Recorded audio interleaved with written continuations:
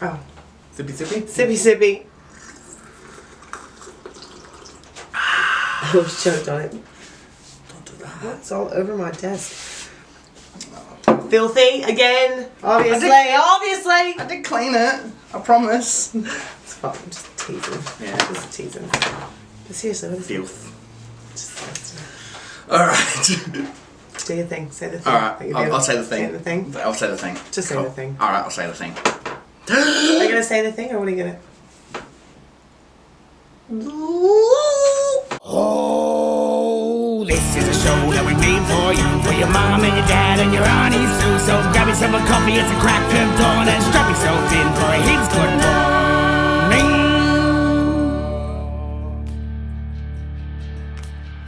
It's another heaps good Sunday morning, and yet again we're here to delight and entertain. Probably not informed. Nah, not really. Not today. Nah, not yeah. informed. Not telling you shit. Nah. Oh, is that what? Oh, is that what I think it is? It is. So far out. Sorry, I just made something on the desk.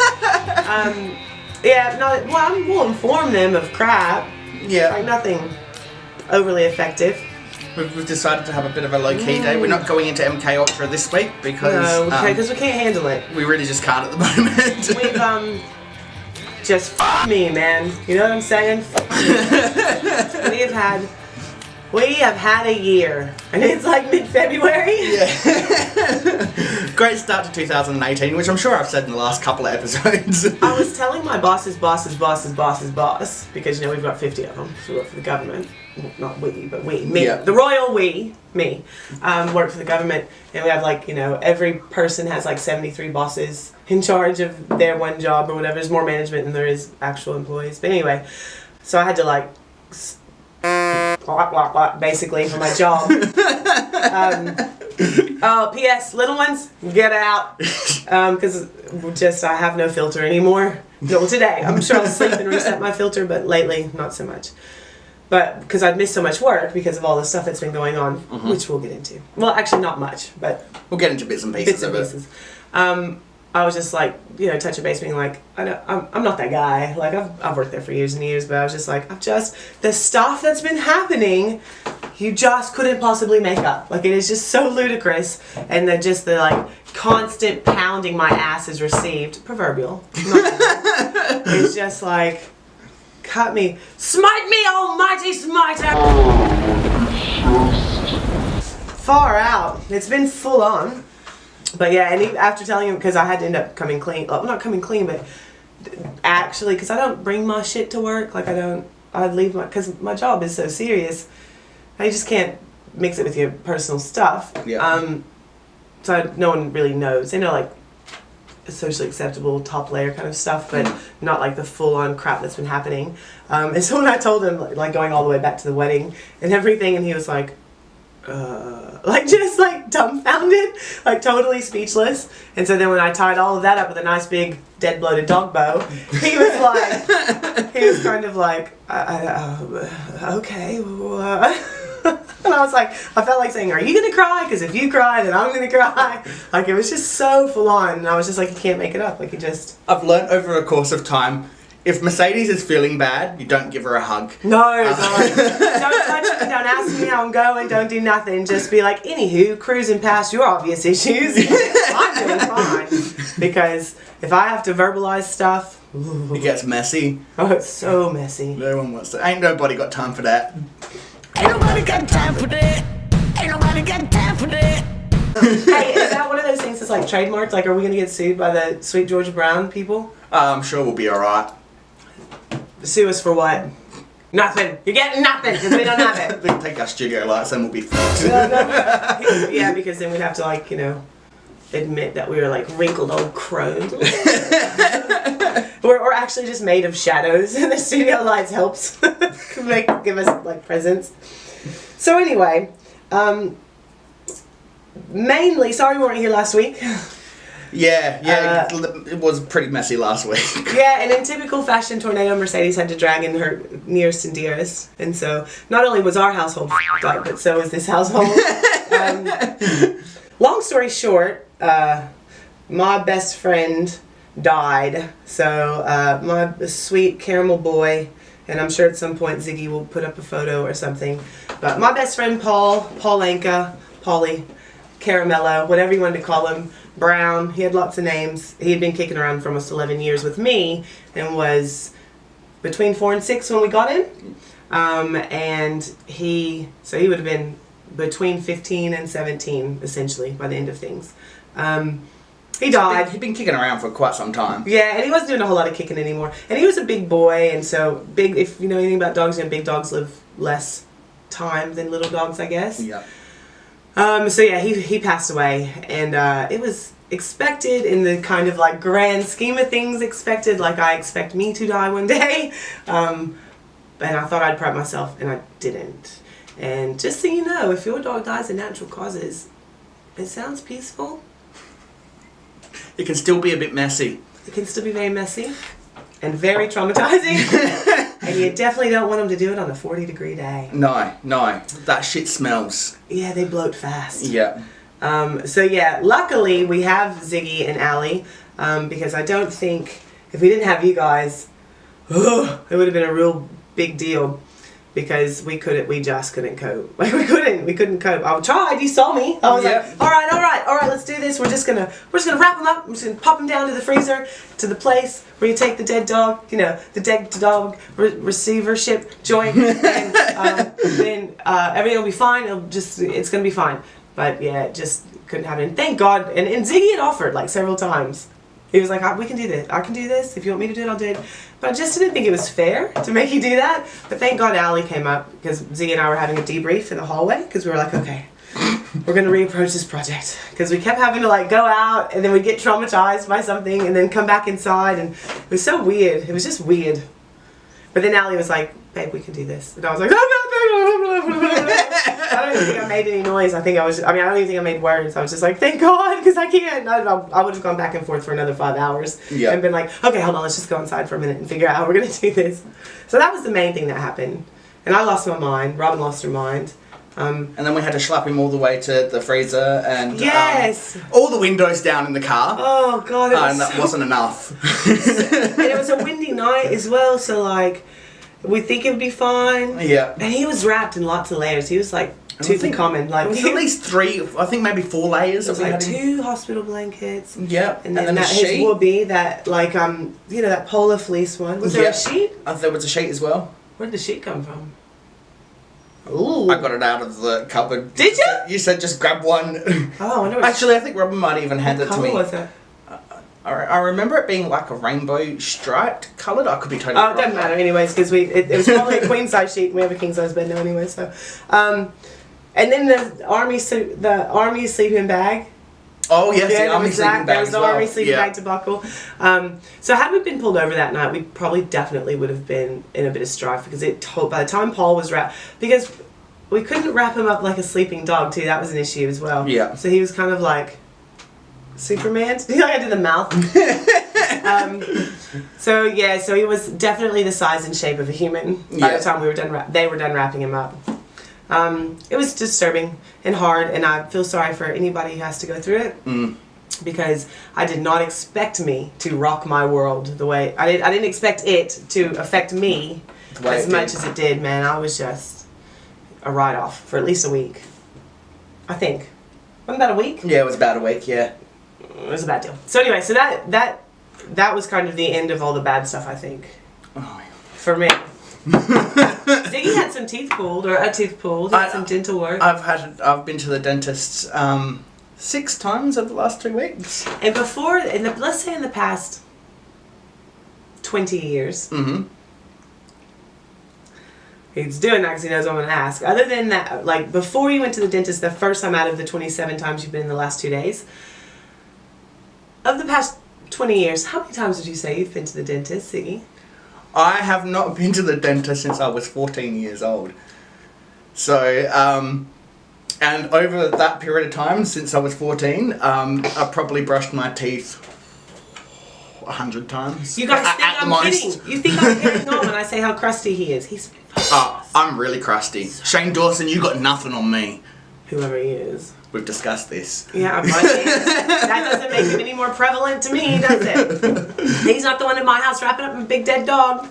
Well, the thing is, I could just do that, and it was pretty well the same as smelling. What'd you do? That's probably why I was able to handle it, whereas I was like, oh, it's the worst smell on earth. How was that thing where I went like that and he was like, "Rrr." Yeah. Sorry, we didn't need to go back to the dead dog thing. So anyway, what I was saying was, you guys should have seen Ziggie's face the first or second time we went to the dentist. I came over to film one of the few filmings that we've had since I've been back from the States, and he was like, in 100% hand to almighty smiter up there, almighty giver of tests. He was legit. He was being for real. Like, he was being legit. He was in all seriousness saying the statement that I'm about to say to you. He said to me, Mercedes, I said, yes, Ziggie. He said, did you know that you're like actually supposed to brush your teeth every day? And I was like, yeah, twice a day, yeah. And he's like, what? And I was like, you can't be serious. And he goes, why did no one ever tell me this? Who didn't tell you this? Like, you're an adult and you're married. How often does Allie brush her teeth? I don't know. I don't watch her. What's on your lip? What have you done? Are you bleeding? You got chocolate. Oh, he's got cha-cha in his mouth from the coffee. From the Heaps Good Cafe. Yeah, I had no idea. Yeah. How did you get any? How did you ever get bang? How did I get laid? Yeah. I brushed my teeth before I went out somewhere. Holy crap! So, that was the only time you brushed your teeth. Special occasions, hey? Yeah. So I mean, you actually notice a lot that when I smile, I tend not to smile with my teeth. But now I'm starting to feel a bit more comfortable. So yeah, he said to me today. He goes, it's the craziest thing. Because we're both quitting smoking. We're on the vapes. If you watched our last episode, you know that. And he goes, yeah, it's the craziest thing. Like, now that I'm like brushing my teeth every day, at least once a day, like my teeth are heaps less yellow. How has he survived?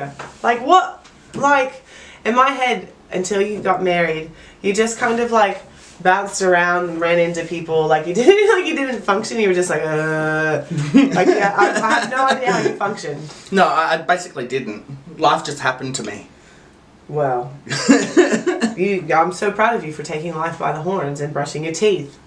Yeah. So now that they're pulling his teeth out and drilling holes in his teeth and putting needles in his gums, and he has no end in sight, he has to keep going back.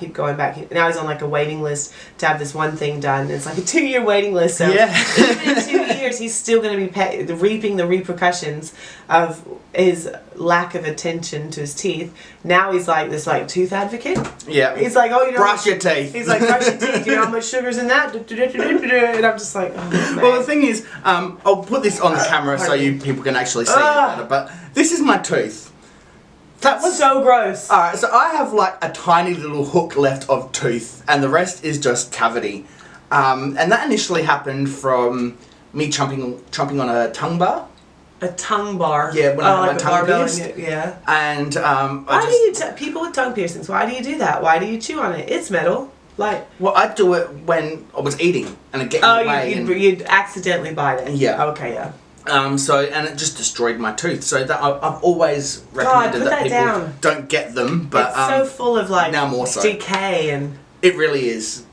Ugh. And the first dentist I went to said they couldn't pull it out. Why? They said there just wasn't enough to grab onto. What? That is a lazy dentist. That was a government-funded dentist. Oh, duh. Yeah. And then I went to a private dentist. Have to work? I went to a private dentist. He's like, that's a piece of piss. I'll take it out. Yeah. If there's anything sticking up over the skin, they should be able to do that. Well, he ended up digging down either side of it and then just pulling it out.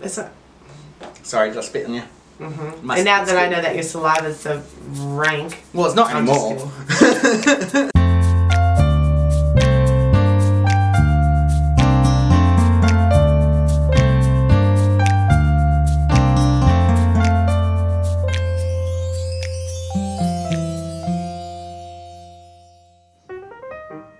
Welcome, children, to today's instalment of Jack and the Beanstalk.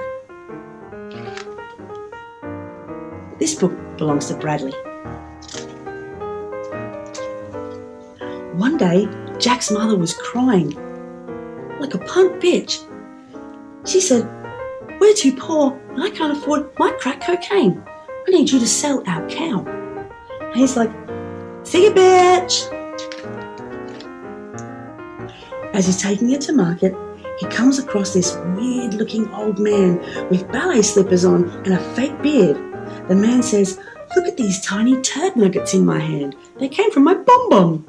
And Jack says, "They look good, ripe and juicy for eating." Next thing, Jack woke up, someone had roofied him and he found himself in a house looking out a window at a giant beanstalk. He thought, "Shit, is this an acid flashback? I knew I should never have taken that last trip."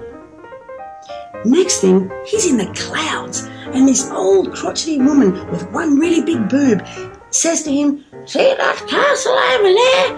I f***ed 9 men in there in one night once. It was the best night of my life, but I got syphilis and chlamydia." And that, children, concludes today's episode of Jack and the Beanstalk. I think back to that first episode when you pulled your frozen shirt out of your bag and I was like, "Oh, fuck, that stinks." I watched that shit 3 times and it still smelled. In all fairness, granted, the shirt did smell, but it was because it had been left, it had the good old-fashioned dead of the Australian summer washing machine sour going because it had been forgotten about in the washing machine. Yeah. So that wasn't, it was a good indicator of his funk, but not really fair. You know what I'm saying? Like, it wasn't really your fault per se, but crusty. Speaking of which, I just remembered Ali put a load of washing in the washing machine about 4 or 5 days ago. I think someone should get on that shit. Are you for real? I'm for real. You must have too many clothes then. Well, Ali has too many clothes. It's common knowledge that I have like 20 items of clothes because I don't believe in having more. I mean, I have others. In fact, I'm going to do a big haul this weekend. Probably Friday night. But I just don't do all of that stuff. Yeah. Like, I used to try to wear a different top every show. Oh yeah, I'm getting over that now too. I can't find anything new. Yeah, and I wear mainly solid black anyway, so I mean, it didn't really matter. I don't think heaps of people were like, "Oh, look, they're just got quite the extensive wardrobe." I don't know why. There were certain things I used to do that I don't do anymore in the show. But, like, that acting thing. I don't do that one anymore. What, reenactments? I miss that shit. I know. We did say we were going to bring it back this year. People complained. And by people, I mean like 2, mainly my wife and... Well, that's half our audience. That's true. You know, we could essentially do this show without actually doing the show and still have fun. Do you know what I'm saying? Like, just sit Robin have to push record. Just sit Robin and Ali down and they can be the audience. That's pretty well our audience. That's true. Well, we've got friends in the States. And we do have... Look, it's not just Robin and Ali. You should have left it a bit more open, more generalised, so that everybody thought we were talking about them. Oh, okay. So we didn't leave out the other 10? 10 people, yeah, pretty much. But anyway. So yeah, so that happened. So things have happened. Teeth have been pulled. Dogs have died. Someone threatened to burn my house down. Yeah! It's insured. It's good. Insured. And I don't know. I like to think that person wouldn't really do it. But, yeah.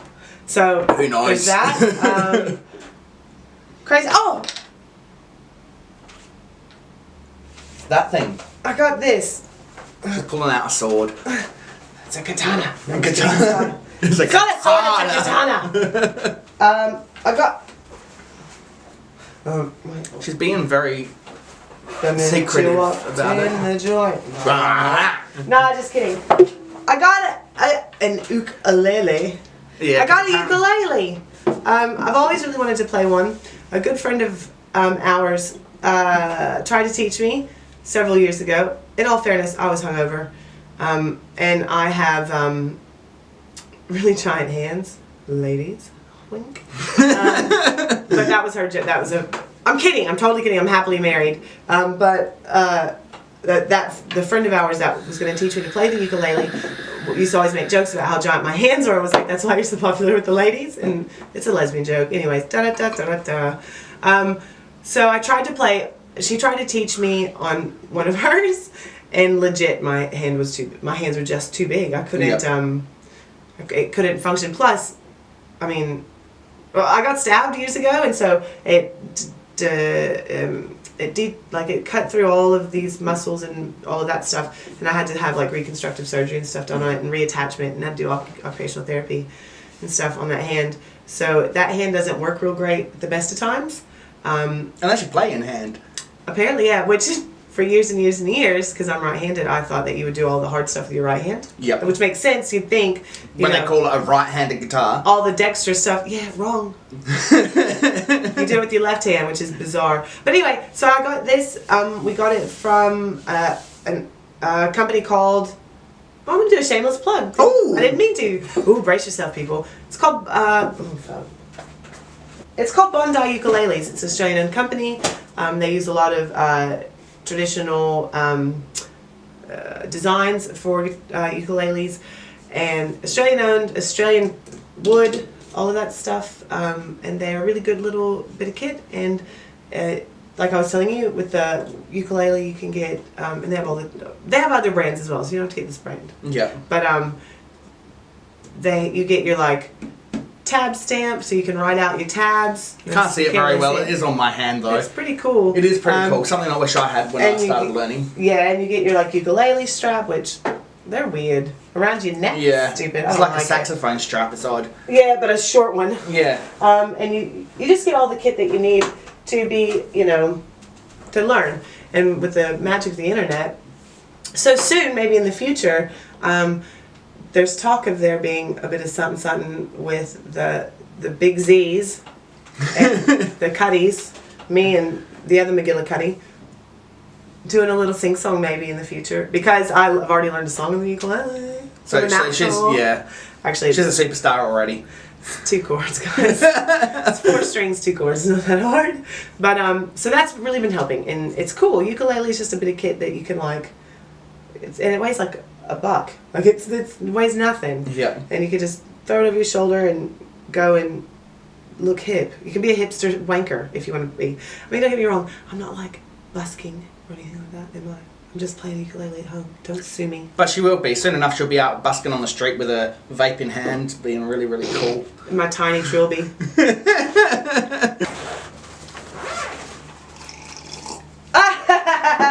Oh man, your straight vodka spilled everywhere.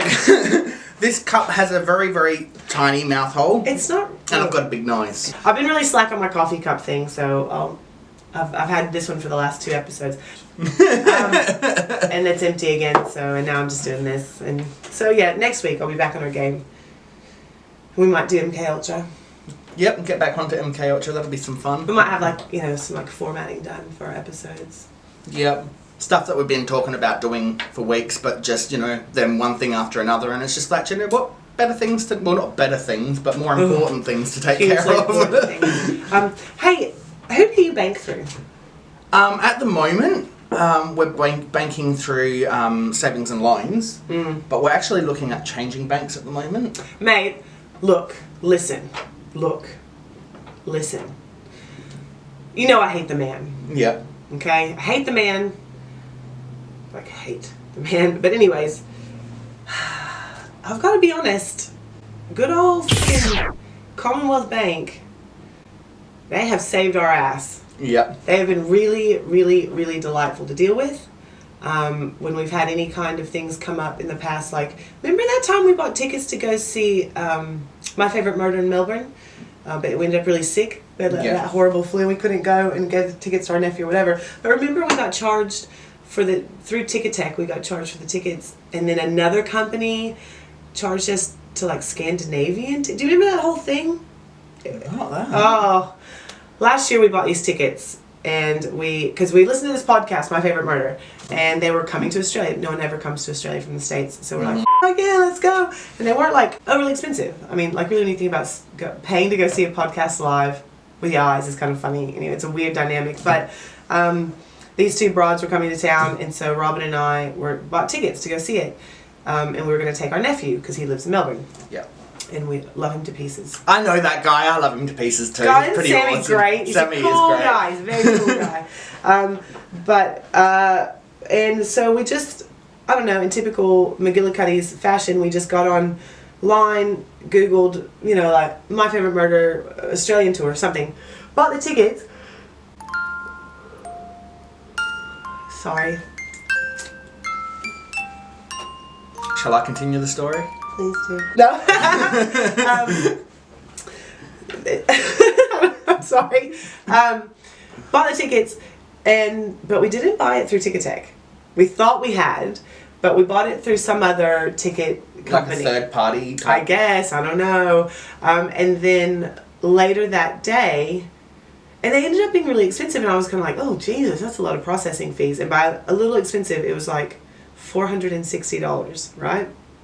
For 3 tickets for like a $60 show, something like that. Yeah. So I was like, that seems really expensive, but I think I was like in the process of doing something like running out the door, or I was falling asleep, something, or had just woken up. So I thought I'll look into that later. So that night, Robin and I were listening to our podcast, and they mentioned on the podcast, if you're going to get tickets, make sure you go through Ticketek, because there's a couple of third-party companies out there that and we're like, oh shit, we should check that. Sure enough, we had bought tickets to My Favorite Murder at the I can't remember the name of the place it was in Melbourne, but like a fairly well-known kind of off the beaten track joint comedy club or something like. Anyway, some place in Melbourne, in like in Greenwich, Switzerland, or something like that. And I was like, what? On the same day, same time. So I don't know how they were going to be at both places. Just kidding. Everybody knows there's a time difference. So yeah, and so we disputed. I hate this cup, I'm retiring it. Yep, keep going. Ooh, hey, we could use it for the pins and the scissors that we don't use anymore. But so we called, and it was so weird. So not only did we have to get tickets again, which was a tight, but they were sold out. So then we had to wait for them to release tickets to a third show. So that was good. But then we ended up not going anyways. We sent them to Sammy, and I think he took his lady friend at the time. Because we were really, really, really, really sick, and the idea of having to either drive to Melbourne or get on a plane, yeah, like it wasn't happening. But yeah, so always go through the appropriate ticketing agent. But yeah, Commonwealth has really helped us, and like that other thing they've helped us with. It's been crazy. We might put our mortgage through them or something. Yeah. Didn't that sound very? Might have to do an investments portfolio through. Okay, I'm done. That's all. That's all the finance words I know. We were looking at changing banks because now there's a couple of banks that are offering these rings that you can wear, and instead of doing PayWave by card, you just put your hand on the sensor. It's the mark of the beast! Mark of the beast! It's not internal Mark of the yet. beast! It's not internal yet. I'm just sick of every time that Ali goes to the shop, she's like, where's your bank card? I'm like, you've got a bank card. Oh yeah, I don't know where it is. Ali! WTF, man. You didn't start the timer, we're just going forever. Oh, we're just going forever. Okay, do you know what? That's like when I got on the bus this morning, because I hadn't used my Metro card in a very long time, and I assumed it was where I last remembered having it, which that doesn't ever mean anything, because we all know I have ADD, and so I don't remember much. But I just didn't even check for it, just hopped on that bus like I ran the joint, and then I'm like standing there at the, stereotypically chipper bus driver, because they love their jobs, right? Oh, don't they? And I'm just like, rummaging through my wallet. And you know when you're like frantically rummaging through something, you look in the same place over and over and over and over, but you do it really fast? Yep. So you're like, and you're just looking at the same stupid shit, your same Flybuys card and your Spotlight receipt and your crap, and it's not there, and it's not there, and it's not there, and you get sweaty and you're like, so I did that this morning. I did that when I was trying to look for some powder for you before. I was just like looking in the same spots. It's not there. It's not there. All of my makeup is at home. These are actually Allie's eyebrows. Yeah, they are. And eyeliner and eyelashes. Yeah. It's all Allie. And my chapstick though. Ali's without a face. Ziggy. Terrible. That was disgusting. Terrible. So yeah. So I had an adventure this morning because I didn't have luckily that first bus driver let me go, but then the other ones wouldn't let me on the bus. So I was stranded for a little bit until I came up with plan F. But you got here. I did, hours later than expected, but anyway. But we're still filming, and we've got 15 minutes before Ali starts work, but we're here and we're doing it. I have one more thing to say. Yeah. They're going to stick needles in my hand and electrocute it. What, to try to give you feeling back? No, not to give me feeling back, to see what's causing that. That's another thing that's been going on. I have no feeling in this part of my hand, like at all. I can't feel. I can't really feel those 2 fingers. I can kind of feel that one. I thought maybe I was having a little mini stroke when I first, I was like, oh, maybe I had a little stroke, and because it's been a build up, like it's been bothering me. Yeah. But for like a month now, I haven't been able to feel those 3 fingers. But don't worry, guys, it's fine. It's fine. I didn't have a stroke. They think it's carpal tunnel. Yeah. So it's like the least glamorous thing ever. But yeah, they stick little needles. So I have to. I'm imagining that. Actually, I'm going to tell you right now, I'm lying. I don't know about that.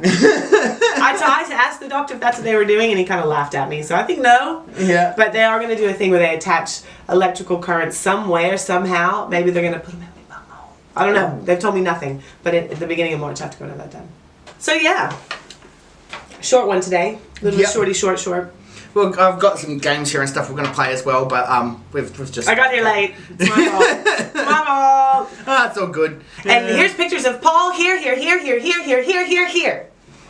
There'll probably just be one here because that's too difficult. So, Can we at least have one here too, in the shape of a heart? Okay. He was a very sweet boy, and we miss him very much. Let's dedicate this episode to Paul. Definitely dedicated to Paul. That's it. Yeah, that is it. So I guess we'll do your part now. It's my turn. It is your turn. Don't forget to like, comment, subscribe, and share. Our future is at your dead dog fingertips. Oh, that's a bit morbid. Bloated dog fingertips. That's better. Also, don't forget to click on the bell icon at the top of our page if you want to be notified each week of what's happening with our videos. If we bothered to show up or not. So yeah, that's our episode for this week. Thank you for joining us, and we will see you all next week. Bye! Bye-sies!